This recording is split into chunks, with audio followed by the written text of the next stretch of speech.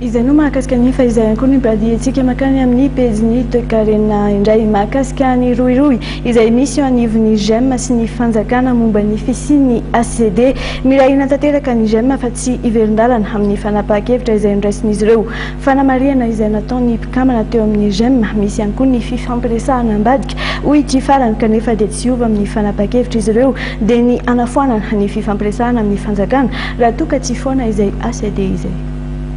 Nizy malasa teo no nanao fanambarana ny groupement des entreprises de Madagascar fa hanapaka ny fifampiresahana amin'ny fanjakana no ny fisiany ACD na Advance Cargo Declaration.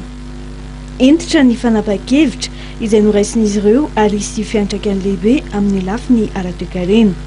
Tsy iverindalana kosa nefa izy ireo fa ifanohana hatrany araka ny nambaran'ny mpikambana iray ao anatin'ny GEM Charles Giblan avy amin'ny GEFP.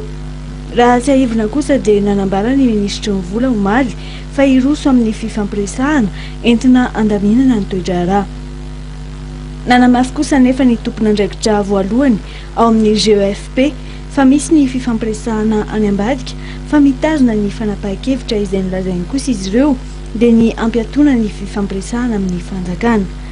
Ny tsy fandraisana anjara amin'ireo hetsika goavana ho tanterahina eto amin'ny firenena toy ny team building sy ny sommet de la francophonie.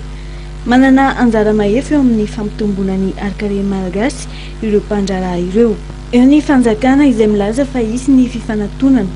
Mazava kosa nefa raha ny fanapahan-kevitra no raisin'ny GEM fa tsy iverindalana mihitsy izy ireo raha toa ka tsy alana na foanana ny ACD. Araka ny fanazavana voaray dia ny fitaka mahakasika ny fandoavam-bola no tena mahatezitra ireto mpikambana amin'ny GEM.